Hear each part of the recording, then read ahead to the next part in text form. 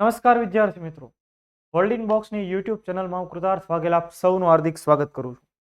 દોસ્તો, આપણે ખાસ 3 સિરીઝ ઉપર કામ કરી રહ્યા છીએ. ડેઇલી કરંટ અફેર્સ, ડેઇલી યોજના અને ત્યારબાદ વર્લ્ડ ઇન બોક્સનું એક મિશન જેને નામ આપવામાં આવેલું છે મિશન વિજય ભવ.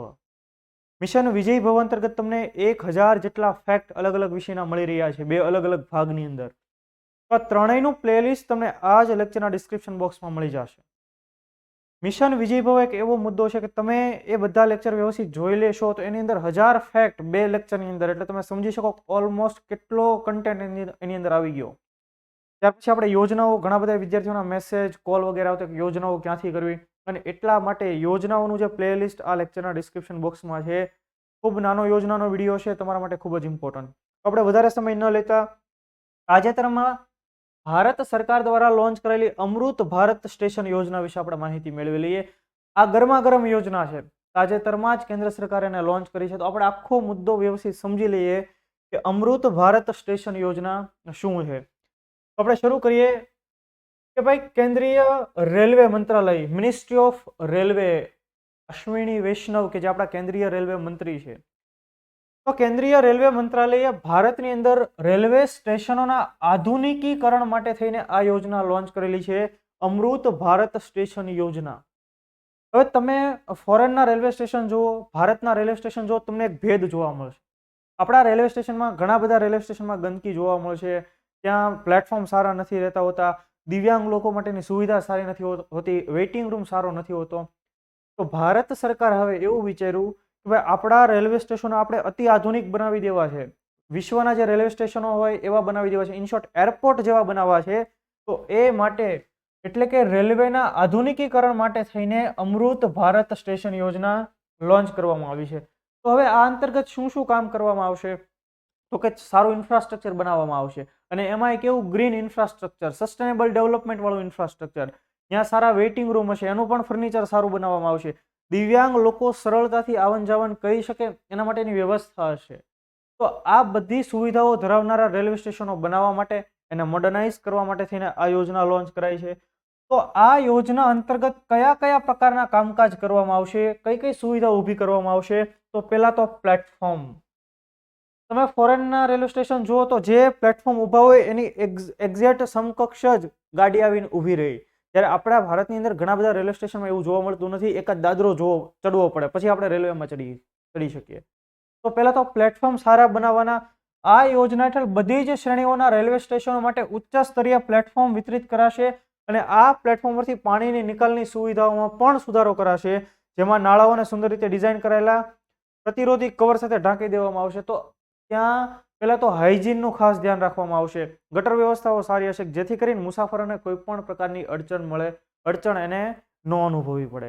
તો પહેલા તો સારામાં સારા પ્લેટફોર્મ બનાવવાના, જેનાથી લોકો આકર્ષિત થશે, રેલવેમાં મુસાફરી વધારે કરશે.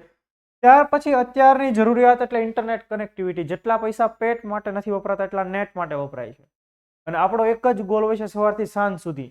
વાંચવાનો ટાર્ગેટ હોય કે ન હોય, પણ આપણે 1.5 GB કે 1 GB પૂરું કરવું જ, બરાબર. તો રેલવે સ્ટેશનમાં મુસાફરી દરમિયાન ઇન્ટરનેટ કનેક્ટિવિટી મળી રહે એના માટે ખાસ આયોજન. તો ગૂગલ વગેરે જેવી કંપનીઓએ પણ ભારતીય રેલવે સાથે કરાર કરેલા છે કે ભાઈ, ભારતના રેલવે સ્ટેશન આપણે વાઈફાઈ આપીએ એમ, બરાબર. તો પહેલા ઇન્ટરનેટ કનેક્ટિવિટી. તો રેલવે સ્ટેશનોના પ્રવાસીઓને વિના મૂલ્યે વાઈફાઈની સુવિધા પ્રદાન કરવામાં આવશે, અને આ માસ્ટર પ્લાનમાં ટાવર સ્થાપવાનો પણ સમાવેશ કરવામાં આવે. તો અલગ અલગ ટાવરો સ્થાપવામાં આવશે. ત્યાર પછી multi design furniture, waiting room, platform, retiring room, કાર્યાલયો એટલે કે ત્યાંની ઓફિસ, તો વગેરેના ફર્નિચરને પણ આધુનિક બનાવવામાં આવશે, જેથી કરીને ત્યાં જે લોકો અહીંયા દરરોજ કામ કરે છે, એમની એક રીતે કર્મસ્થળ છે, તો એ પણ વધુ સારું બનાવવામાં આવશે આ યોજના અંતર્ગત. ત્યારબાદ આપણે જોઈએ કે સમાવેશકતા. જો હું સહેજ પુસ્તકના શબ્દો વાપરું છું, જેથી કરીને તમે કોઈ મેન્સની અંદર આવા મુદ્દા લખો તો પણ તમને ખ્યાલ આવી જાય. સમાવેશકતા એટલે કે ઇન્ક્લુઝિવ, દરેક લોકો માટે સુવિધા. હવે આપણે નોર્મલ લોકો છીએ, પણ જે લોકો દિવ્યાંગો છે, એમને વ્હીલચેરમાં બેસવાનું થતું હોય, એના થકી મુસાફરી કરવાની છે, તો એમના માટે પણ વધુ સુવિધા હોવી જોઈએ. તો દિવ્યાંગજનોની જરૂરિયાતને પહોંચી વળવા રેલવે સ્ટેશનોમાં વધુ સુવિધાઓ હશે.